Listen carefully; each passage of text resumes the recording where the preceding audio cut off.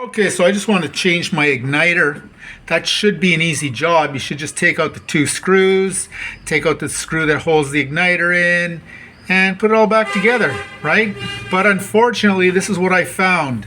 These two screws are all rusted out and fused, and the only way you can get that off is by drilling these two screws out and pulling this thing right off. Okay, so check it out what I had to do to clear out the igniter hole to attach the igniter. First of all, I had to take my little Dremel here, had to grind it flat. Then I had to take a bunch of different drill bits and eventually drill it out. I think I ended up with a 9/64 drill bit. Then it just so happens that I have a tap and die, so I was able to tap and die to thread the hole.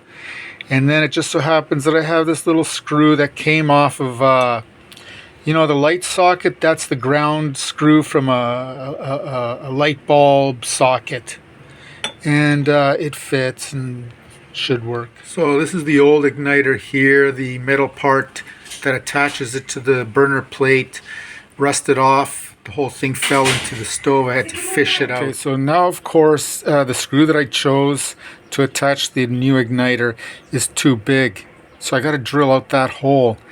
Drilling out that hole is going to be delicate because it's attached to this porcelain part that could easily crack when you're trying to drill it. You know how it is. Nothing is easy. Okay, so what I ended up doing, I used my Dremel to grind out the inside of the hole. That's safer. Okay, so I was able to get the igniter attached to the plate. Now what I have to do is I have to screw this thing down, right? Well, it just so happens that I found a couple of these fatty screws in my screw collection here, old screws.